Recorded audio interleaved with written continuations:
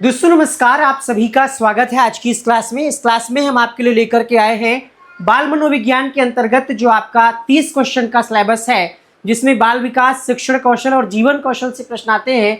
तो उन्हीं का ये 30 प्रश्नों का ये प्रैक्टिस सेट रहेगा। इस तरीके से काफ़ी सारी प्रैक्टिस हम आपको करा चुके हैं, जिसकी प्लेलिस्ट बनी हुई है, आप देख सकते हैं। बाकी एप्लीकेशन पे ये हमारा सभी 14 विषयों का कंप्लीट बैच स्टार्ट हो चुका है। जो भी लोग अभी तक नहीं जुड़े हैं, जुड़ जाएं, अभी बेहतरीन डिस्काउंट भी चल रहा है। आइए शुरू करेंगे।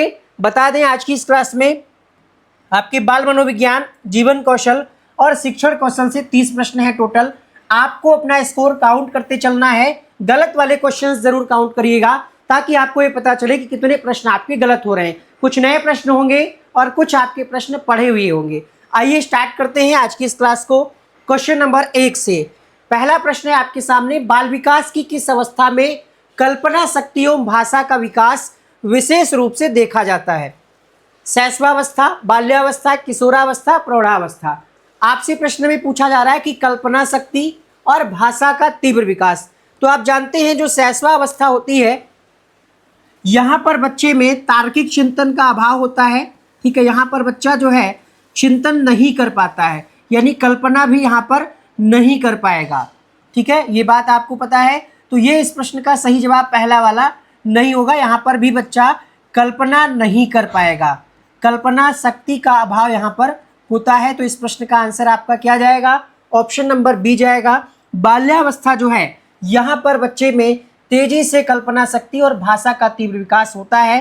तो ऑप्शन नंबर बी सही हो जाएगा।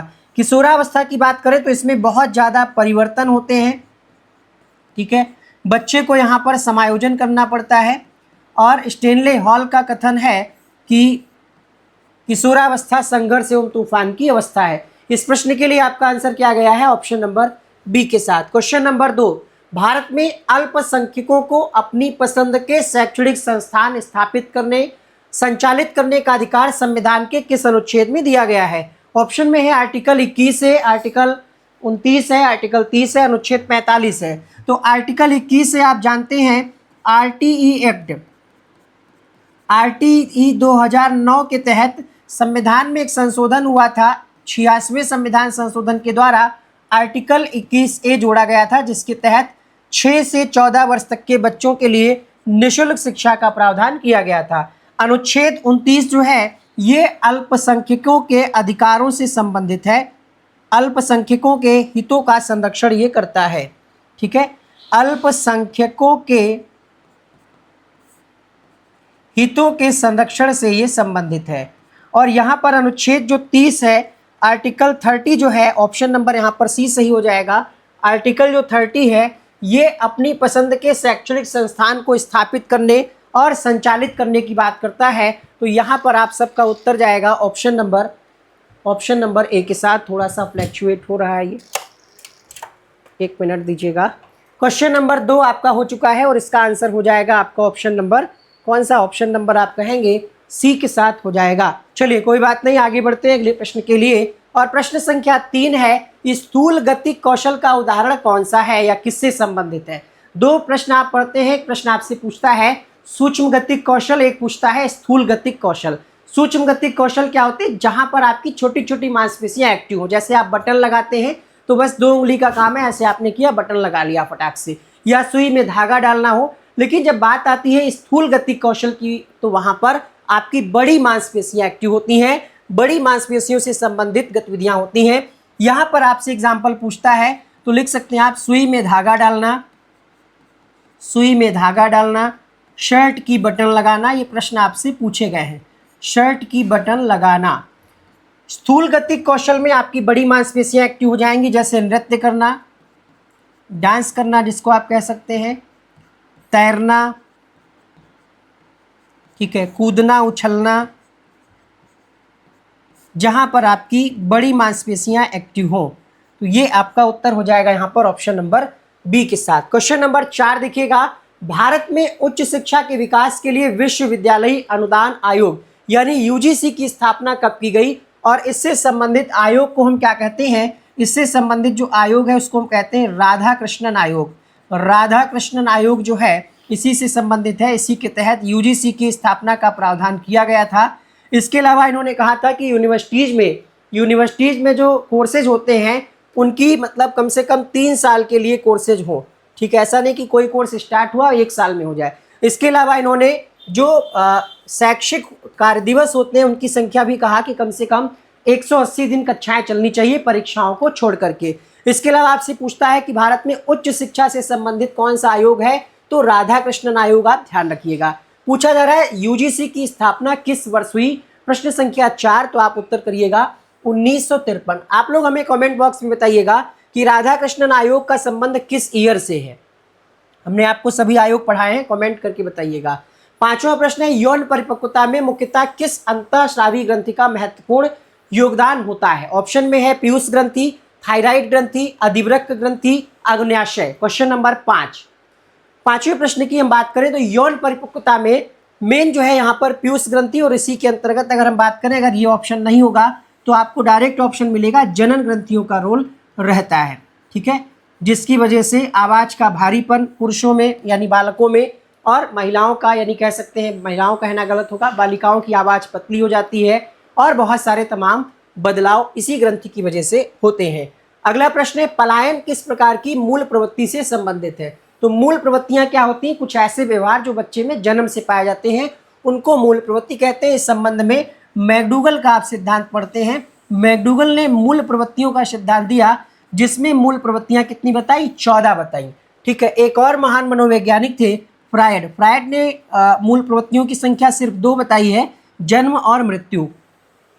पलायन कब होगा, जब आपके अंदर जानने की इच्छा होगी तब पलायन नहीं होगा, ठीक है। जब आपके अंदर डर या भय उत्पन्न हो जाएगा किसी भी कारण से, चाहे वो बाढ़ का रीज़न हो, चाहे वो कह सकते हैं बहुत अधिक गर्मी की वजह से आप परेशान हो, या कुछ ऐसा देख लें, ठीक है, अचानक से आपके सामने शेर आ जाए या सर्प आ जाए, अगर आप उससे डरते होंगे तो आप वहाँ से भागेंगे, पलायन करेंगे। ऐसे आप रिलेट करके याद कर सकते हैं। तो यहाँ पर आपका ऑप्शन नंबर बी सही हो जाएगा। पलायन किस प्रकार की मूल प्रवृत्ति से संबंधित है, भय से, ठीक है। हमने आपको बताई 14 मूल प्रवृत्तियां इन्होंने बताई हैं। मूल प्रवृत्ति यहाँ पर पलायन है, पलायन का मतलब होता है भाग जाना, और संवेग इससे संबंधित क्या है, डर। उत्तर प्रदेश उच्चतर शिक्षा सेवा आयोग की स्थापना किस वर्ष हुई थी, 1980, 1982, 1985, 1990। क्वेश्चन नंबर 7 की जब हम बात करते हैं तो 1982 में उत्तर प्रदेश उच्चतर शिक्षा आयोग की स्थापना की गई थी। यहाँ पर आपका ऑप्शन नंबर बी सही हो जाएगा। किशोरावस्था में संवेगात्मक विकास की प्रमुख विशेषता क्या होती है। संवेगों में पूर्ण स्थिरता, संवेगों में तीव्रता एवं अस्थिरता, संवेगों का पूर्ण अभाव, या फिर संवेगों पर पूर्ण नियंत्रण। देखिए किशोरावस्था में बहुत प्रकार के बदलाव होते हैं। आपने पढ़ा है कि यहाँ पर जब आप 18+ हो जाते हैं तो बहुत ज़्यादा तनाव भी होता है, आगे करियर को लेकर के भी चिंता होती है। पूछा जा रहा है संवेगात्मक विकास से प्रश्न है, किशोरावस्था के अंतर्गत जो संवेगात्मक विकास होता है उसमें आपको क्या देखना है। देखिए यहाँ पर तीव्रता होती है, तीव्रता का मतलब क्या हुआ, जैसे भय हो गया, संवेग का मतलब क्या है, क्रोध हो गया, है ना, खुशी हो गई, सुख दुख हो गया, यही तो होते हैं खुशी सुख दुख। तो आप देखते हैं बहुत जल्दी हम लोग इस अवस्था में अपने मम्मी पापा या किसी पर भी बहुत जल्दी गुस्सा कर देते हैं। मतलब संवेगों में कह सकते हैं यहाँ पर तीव्रता होती है और अस्थिरता होती है, ठीक है। हम कई बार अपने बड़ों को जवाब दे देते हैं, गलत शब्द बोल देते हैं, बाद में हमें पछतावा होता है। क्यों होता है, क्योंकि यहाँ पर हमारे संवेग जो हैं स्थिर नहीं होते हैं और यहाँ पर तीव्र होते हैं, हावी हो जाते हैं हम पर। इसी वजह से हमसे कुछ ना कुछ गलतियां इस अवस्था में हो जाती हैं। तो यहाँ पर बी ऑप्शन सही हो जाएगा। आरटी से जो प्रश्न है ये आपके सिलेबस में शिक्षण कौशल का पार्ट है, ध्यान रखिएगा। तो ये मत समझिएगा कि ये तो सब वही पढ़ा रहे हैं जो यूपी टेट जैसा है। आपका लगभग 70 से 80% सिलेबस सेम है। सारे टॉपिक जो हैं अगर हम मैच करें तो 5 से 6 प्रश्न आपको अलग से पढ़ने पड़ेंगे सुपर टेट के लिए। बाकी जो आपने यूपी टेट का पढ़ रखा है उसी को अपडेट करना है, उसी को रिवीजन करना है। आरटी अधिनियम 2009 के अंतर्गत 6 से 14 वर्ष तक के बच्चों के लिए निःशुल्क एवं अनिवार्य शिक्षा का प्रावधान किस धारा में है। और आपको हमने बता रखा है कि आरटी में कितनी धाराएं हैं। चलिए इसको भी आप बताइएगा कमेंट बॉक्स में, आरटी में कितनी धाराएं हैं। प्रश्न संख्या 9 की अगर हम बात करें तो यहाँ पर धारा 3 आपका सही जवाब हो जाएगा। धारा 3 के अंतर्गत जो है 6 से 14 वर्ष तक के बच्चों के लिए निःशुल्क शिक्षा का प्रावधान किया गया है। आरटी के बारे में हम आपको पहले ही बता चुके हैं कि ये 1 अप्रैल 2010 को ये लागू हुआ था और ये प्रश्न पिछली सुपर टेट में पूछा गया था। याद है आपको? 69,000 शिक्षक भर्ती की परीक्षा जो हुई थी उसमें पूछा गया था कि आरटीई एक्ट कब लागू हुआ, तो 1 अप्रैल 2010। ठीक है, हाँ बिल्कुल सही है, जितने लोगों ने कमेंट कर दिया है। देखिए, अगर आपसे अध्याय पूछे तो ध्यान रखिएगा, आरटीई में 7 अध्याय हैं, 7 अध्याय हैं। धाराएं अगर आपसे पूछे तो आप बताइएगा, धाराएं वहाँ पर गलत लिख गया था शायद, 38 धाराएं हैं। ठीक है, धाराएं कितनी हैं? 38 धाराएं हैं और 7 अध्याय हैं, याद रखिएगा। अगला प्रश्न है, जनार्दन रेड्डी समिति का संबंध या का गठन किस शिक्षा नीति से संबंधित समीक्षा के लिए किया गया था? राष्ट्रीय शिक्षा नीति 1968, 1986, 1952 या फिर 2020? जनार्दन रेड्डी समिति का जो गठन किया गया था, आपकी जब नेशनल एजुकेशन पॉलिसी 1986 का गठन हो रहा था, उसी समय इसकी समीक्षा करने के लिए इसका गठन किया गया था। तो इस प्रश्न का आंसर हो जाएगा ऑप्शन नंबर बी के साथ। अगला प्रश्न है, गिलफोर्ड के अनुसार आनुवांशिकता की परिभाषा किससे संबंधित है? आनुवांशिकता का मतलब क्या होता है? माता पिता से जो गुण होते हैं उनके, वो जीन्स के माध्यम से आने वाली पीढ़ी में स्थानांतरित होते हैं और ये प्रक्रिया निरंतर चलती रहती है आने वाली पीढ़ियों में। तो यहाँ पर कह रहा है व्यक्ति द्वारा अर्जित, यहाँ पर कह रहा है माता पिता से संतानों में, यहाँ पर वातावरण द्वारा, यहाँ पर शिक्षा द्वारा व्यक्तित्व का निर्माण। तो आनुवांशिकता का मतलब क्या होता है? माता पिता के द्वारा उनकी संतानों में जो गुणों का हस्तांतरण होता है उसी को हम कहते हैं आनुवांशिकता। और अगर आपसे पूछ ले कि किस माध्यम से होता है, तो माध्यम में आपका आ जाता है जीन्स के माध्यम से होता है। अगला है, फ्रायड के अनुसार गुप्तावस्था लेटेंसी स्टेज किस आयु में मानी जाती है? जन्म से 2 वर्ष, 2 से 4 वर्ष, 6 से यवनारंभ तक, यवनारंभ से 18 वर्ष तक। ठीक है, बात कही जा रही है कि गुप्तावस्था जहां पर जो काम प्रवृत्ति होती है इनके अनुसार वो गुप्त हो जाती है, कह सकते हैं कि कम हो जाती है, ना के बराबर हो जाती है। फ्रायड ने सिद्धांत दिया है, इनके सिद्धांत का नाम है मनोविश्लेषणात्मक सिद्धांत। इन्होंने एक शब्द का भी प्रयोग किया, लिबिडो की आप बात करते हैं। ठीक है, इसके अलावा इन्होंने बताया कि लड़के में एक ग्रंथि पाई जाती है, जिसकी वजह से लड़के में एक ग्रंथि पाई जाती है, उसका नाम क्या बताया? ओडिपस। ओडिपस की वजह से लड़का जो है अपने माता के प्रति प्रेम को दर्शाता है। और लड़कियों में एक ग्रंथि पाई जाती है इलेक्ट्रा, जिसके वजह से वो अपने पिता के प्रति प्रेम को दर्शाती है। चलिए, प्रश्न संख्या 12 की अगर हम बात करें तो किस अवस्था की यहाँ पर बात कही जाएगी? 6 वर्ष से यौनारंभ तक जो है ये जो कह सकते हैं काम प्रवृत्ति होती है, सेक्सुअल डिजायर होते हैं, ये कम हो जाते हैं, ना के बराबर होते हैं।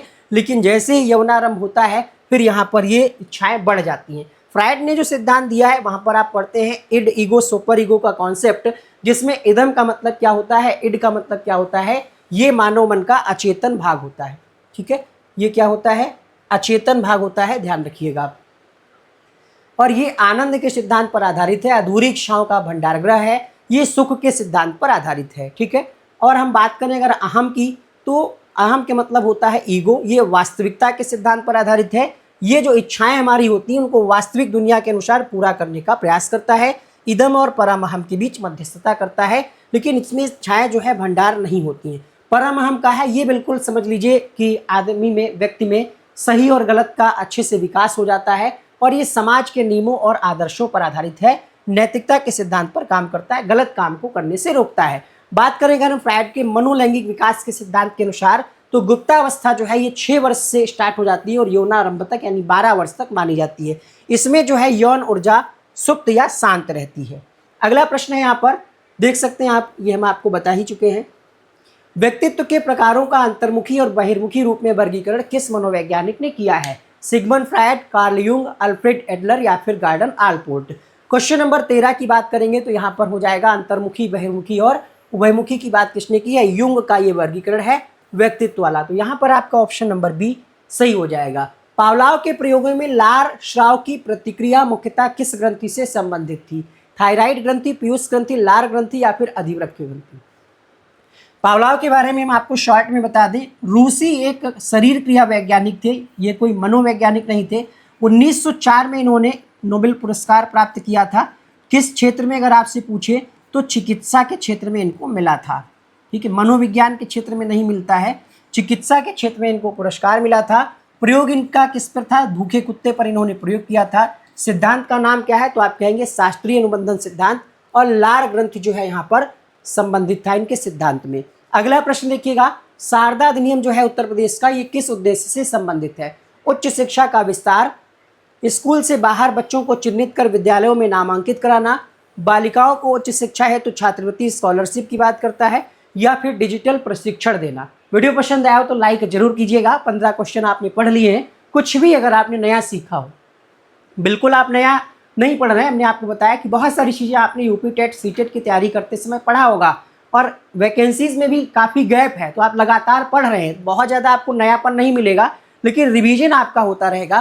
क्वेश्चन नंबर हम 15 की बात करें तो ये ड्रॉप आउट से संबंधित है, यानी स्कूल से बाहर बच्चों को चिन्हित कर विद्यालय में नामांकित करने से संबंधित है। ऐसे बच्चे जो विद्यालय नहीं आना चाहते हैं उनके लिए शारदा अभियान शुरू किया गया था, जिसके तहत जो है बाहर बच्चे जो हैं स्कूल के, जो विद्यालय नहीं आना चाहते, उनको हम विद्यालय लाने का प्रयास करें, नामांकन उनका करें। संज्ञानात्मक अनुक्रिया मुख्यतः किससे संबंधित है? संज्ञान का मतलब क्या होता है? चिंतन करना, एक प्रकार से सोचना, जानना किसी पर्टिकुलर, किसी टॉपिक, किसी प्रकरण के बारे में। तो संज्ञानात्मक अनुक्रिया जो है, क्या ये भावनाओं से संबंधित होगी, शारीरिक गतिविधि होगी, विचार, तर्क और समस्या समाधान, या फिर सामाजिक व्यवहार? तो आप समझ रहे होंगे, जहाँ पर भी आपका दिमाग, आपकी बुद्धि का रोल हो, जहाँ पर विचार आ जाए, तर्क आ जाए, समस्या समाधान आ जाए, वही है संज्ञानात्मक अनुक्रिया। ऑप्शन नंबर यहाँ पर सी सही हो जाएगा। राधा कृष्णन आयोग जो हमने आपसे प्रश्न में पूछा था कि आप कमेंट करके बताइएगा, उसका उत्तर यहाँ पर मिल चुका है, लेकिन आप इतने मतलब मक्कार है कह सकते हैं, आपने कमेंट नहीं किया है। जल्दी से कमेंट करो, जो भी प्रश्न आपसे पूछा जाता है कमेंट जरूर किया करो। इससे क्या होता है, आपको याद हो जाती हैं वो चीज़ें। बाकी लोग देखते हैं कि हाँ चलो ठीक है, लेकिन कुछ लोग आलस कर जाते हैं, सोचते हैं कमेंट ना करें, पता भी नहीं है। अगर नहीं पता है तो गूगल कर लो, कम से कम याद तो रहेगा वो। तो राधा कृष्णन आयोग की अगर हम बात करें, उच्च शिक्षा के संदर्भ में पीपल्स कॉलेज मॉडल का उल्लेख किया है। कहाँ से ये कॉन्सेप्ट आया? जर्मनी, डेनमार्क, फ्रांस या फिर इंग्लैंड? तो ये डेनमार्क का कॉन्सेप्ट था, ठीक है। पीपल्स कॉलेज का मॉडल जो है डेनमार्क का था और उच्च शिक्षा के संदर्भ में इन्होंने प्रयोग किया था, ठीक है। अब बात करें डेनमार्क का जो ये मॉडल था, डेनमार्क के पीपल्स कॉलेज के मॉडल का संबंध किस क्षेत्र के विकास से था? ग्रामीण एवं कृषि शिक्षा, तकनीकी एवं चिकित्सा शिक्षा, सैन्य एवं प्रशासनिक शिक्षा, शहरी एवं औद्योगिक शिक्षा? बताइए, क्वेश्चन नंबर 18 में आपका उत्तर क्या जाएगा? तो जो पीपल्स कॉलेज था, डेनमार्क का ये कॉन्सेप्ट था, ये ग्रामीण एवं कृषि शिक्षा से संबंधित था और इसको राधा कृष्णन आयोग ने संस्तुति की थी। यहाँ पर आप दोनों प्रश्न याद रखिएगा। अगला यहाँ पर टॉपिक है आपके शिक्षण कौशल में प्रारंभिक पठन कौशल, ठीक है। वहीं से ये प्रश्न है कि विकास में सबसे पहले किस कौशल पर बल दिया जाता है? अब जैसे किसी भी भाषा को आपको सिखाना है, पढ़ना सिखाना है, पठन कौशल का मतलब ही हो गया कि आप किसी भी भाषा के बारे में या कुछ भी नया पढ़ना सिखाना चाह रहे हैं, तो क्या आप सबसे पहले शब्दों का अर्थ सिखाएंगे, ध्वनि एवं अक्षरों के बीच संबंध को सिखाएंगे, या डायरेक्ट पैराग्राफ, अनुच्छेद या फिर साहित्यिक आलोचना? तो आप जानते हैं कोई भी आप नया शब्द, नई भाषा शुरू करते हैं, छोटा आ, बड़ा आ, छोटी ई, इंग्लिश में ए बी सी डी, है ना, फिर इनके बीच में संबंध, फिर 2 अक्षर वाले शब्द, फिर 3 अक्षर वाले, यानी हम ध्वनि एवं अक्षर के संबंध को समझाने का प्रयास करते हैं। यहाँ पर आपका ऑप्शन नंबर बी सही हो जाएगा। क्वेश्चन नंबर 20 है, महिला शिक्षा के संबंध में दुर्गाबाई देशमुख समिति का गठन किस वर्ष किया गया? 1958, 1962, 1964, 1968? क्वेश्चन नंबर 20 की बात करिएगा, महिला शिक्षा के संबंध में दुर्गाबाई देशमुख समिति, याद रखिएगा, इंपॉर्टेंट प्रश्न है, ये आपकी परीक्षा में आ सकता है। 1958 में इसका गठन किया गया था, ठीक है। इसको हम राष्ट्रीय महिला शिक्षा समिति भी कहते हैं। भारत सरकार के द्वारा 1958 में स्वतंत्रता के बाद देश में महिलाओं की शिक्षा की स्थिति की जांच करने और सुधार के उपाय सुझाने के लिए इसका गठन किया गया था और इसकी अध्यक्षता किसने की थी? देख सकते हैं, डॉक्टर दुर्गाबाई देशमुख ने की थी। ये एक समाज सुधारक, स्वतंत्रता सेनानी थी। अगला प्रश्न है, वर्धा शिक्षा योजना जिसका संबंध है गांधी जी से, 1937 के संबंध में कौन सा कथन सही है? देखिए, इसी को हम बुनियादी शिक्षा के नाम से जानते हैं, इसी को हम नई तालीम भी कहते हैं, इसी को हम नई तालीम भी कहते हैं। और गांधी जी की ये शिक्षा पद्धति का अगर अब तक विस्तार हो गया होता तो काफ़ी बेहतर होता, स्कूलों की स्थिति काफ़ी बेहतर होती। यहाँ पर हम बात कर रहे हैं, पूछा जा रहा है कौन सा कथन सही है। कह रहा है कि केवल अंग्रेजी रखा गया था, ये तो गलत हो गया। शिक्षा को हस्तकला एवं उत्पादक कार्य से जोड़ने पर बल दिया गया था। उच्च शिक्षा को अनिवार्य बनाया गया था केवल शहरी क्षेत्रों तक, तो ये दोनों ही गलत हैं, ठीक है। महात्मा गांधी ने हस्तकला पर जोर दिया था, हस्तकला और उत्पादक कार्य से जोड़ने पर जोर दिया था। यहाँ पर आपका बी ऑप्शन सही हो जाएगा। क्वेश्चन नंबर 22 है, नई शिक्षा नीति से एनईपी 2020 नेशनल एजुकेशन पॉलिसी 2020 में बालिकाओं और ट्रांसजेंडर विद्यार्थियों की शिक्षा को बढ़ावा देने के लिए प्रस्तावित विशेष फंड का नाम क्या है? समग्र शिक्षा कोष या फंड कह सकते हैं, जेंडर इंक्लूजन फंड, बालिका शिक्षा विकास कोष। फंड का मतलब कोष ही होता है, हालांकि यहाँ पर भी अगर कोष लिखा होता तो आप थोड़ा सा ज़्यादा कंफ्यूज होते, लेकिन कोई बात नहीं, आपको प्रश्न तो पता चल गया होगा कि जेंडर इंक्लूजन कोष का गठन किया गया था। ऐसे भी प्रश्न आ सकता है कि जेंडर इंक्लूजन कोष या फंड का संबंध किस प्रकार की शिक्षा से है या किससे है? बालक से, बालिकाओं से, ट्रांसजेंडर से। तो ध्यान रखिएगा, बालिकाओं और ट्रांसजेंडर के लिए ये उनकी शिक्षा को बढ़ावा देने के लिए, ताकि ज़्यादा से ज़्यादा लोग एजुकेटेड हों, ट्रांसजेंडर को भी पढ़ने का मौका मिले, उनको अलग नज़रिए से ना देखा जाए पढ़ाई के मामले में। तो यहाँ पर एक अलग से फंड बनाया गया। कैली की एक पुस्तक है, वो आपको पहचाननी है, the psychology of personal constructs, the principles of psychology, the interpretation of dreams, psychology of learning. अच्छा क्वेश्चन है, पहचानिए कौन सी पुस्तक है। और ये तो हम आपको कई बार याद करा चुके हैं। सपनों की व्याख्या जो है ये किसकी है? सिगमंड फ्रायड की है। सपनों की व्याख्या कहें या हम कहें द इंटरप्रिटेशन ऑफ ड्रीम्स, ये जो है सिगमंड फ्रायड की है।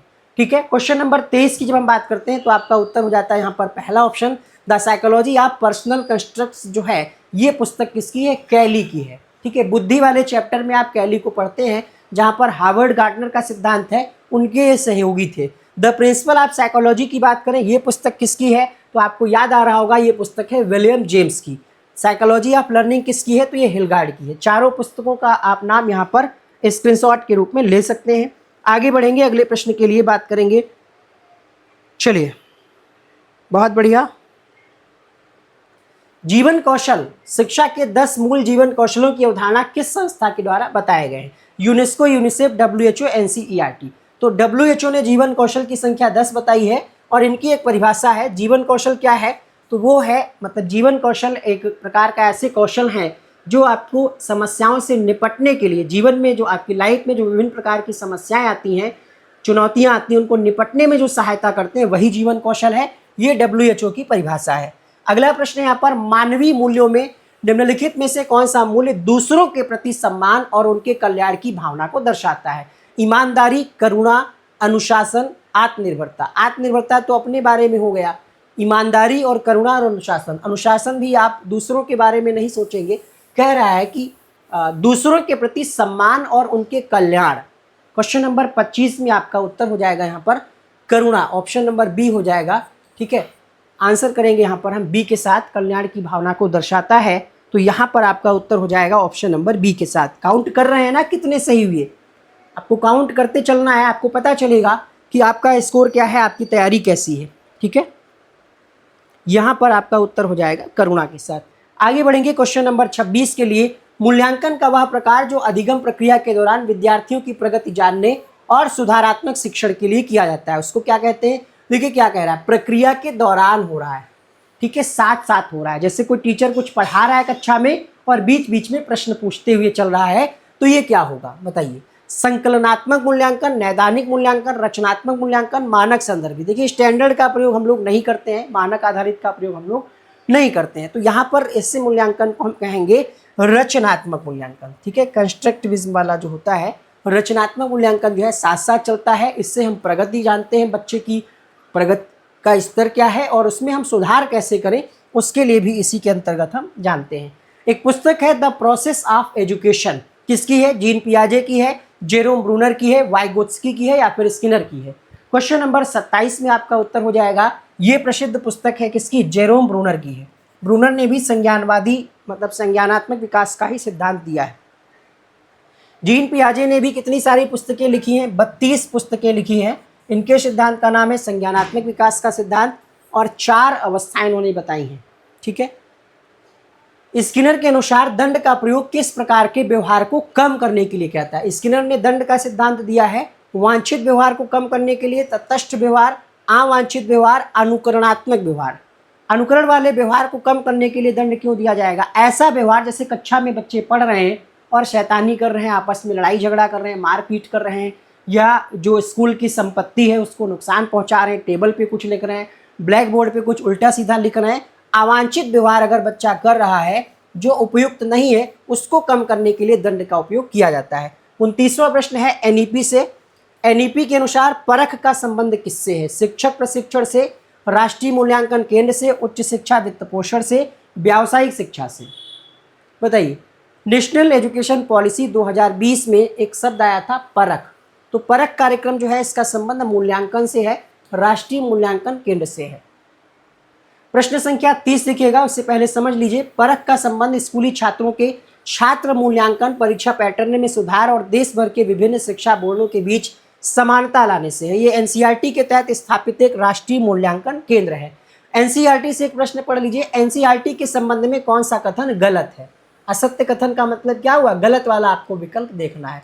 पहला है एनसीईआरटी की स्थापना 1961 में हुई थी, एकदम सही है। मुख्यालय नई दिल्ली में है, ये भी सही है। एनसीईआरटी विद्यालयी शिक्षा की गुणवत्ता में सुधार के लिए कार्य करता है, ये भी सही है।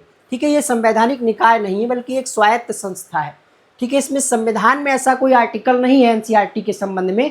संवैधानिक निकाय का मतलब होता है जिसका उल्लेख संविधान के किसी न किसी अनुच्छेद में किया गया हो, तो ऐसा नहीं है।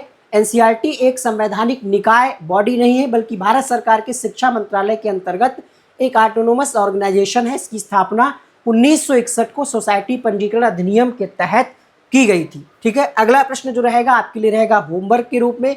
आपको कमेंट करके बताना है कि अभिक्रमी अनुदेशन यानी प्रोग्राम इंस्ट्रक्शन के अंतर्गत रेखीय वाला एक होता है जिसके प्रतिपादक कौन है। इसका उत्तर आप सभी लोग कमेंट करिए। कमेंट करने में लालच मत करिए, मतलब लापरवाही मत करिए। अच्छा लगता है जब आप लोग कमेंट करते हैं। बाकी ये वीडियो आपको कैसा लगा उसके बारे में भी एक दो शब्द लिखिएगा, ताकि जो लोग नए लोग जुड़े हैं उनको भी पता चले कि हाँ आपकी तैयारी कैसी है और यहाँ पर कैसी तैयारी कराई जा रही है और क्वेश्चंस का लेवल ठीक है कि नहीं है। क्योंकि आप लोगों ने फीडबैक दिया था कि भाई क्वेश्चंस आपकी क्लास में थोड़ा सा आसान हो रहे हैं, इसीलिए हमने लाइव क्लास फिलहाल के लिए रोक दी है और रिकॉर्डेड क्लास आपको दे रहे हैं ताकि कंटिन्यूटी बनी रहे। और शुरुआत में आप वीडियो को क्लिक करें तो लास्ट तक देखें। लाइव में क्या है, कभी कभी आप बीच में जुड़ते हैं, फिर वो क्लास इधर उधर हो जाती है, आप भूल जाते हैं। ठीक है, अगर आपने अभी तक संकल्प बैच नहीं ज्वाइन किया है तो जुड़ जाएं, देर ना करें। बहुत ज़्यादा फीस इसकी नहीं रखी गई है कि आप इसको ना ले पाएँ। ठीक है, जब हम यहाँ पर जाते हैं बात करते हैं इस बैच की, तो आप देखिएगा इस चैनल पर इस ऐप में, ऐप का नाम है वन डे एग्ज़ाम स्टडी। और यहाँ पर अभी देखिएगा मैथ की क्लास जो है ये लाइव चल रही है। मैथ की क्लास लाइव चल रही है और बैचेस की अगर हम बात करें तो आप यहाँ से जुड़ सकते हैं। चलिए, इस क्लास में फ़िलहाल इतना ही, मिलते हैं नेक्स्ट क्लास में। थैंक यू सो मच इस क्लास से जुड़ने के लिए।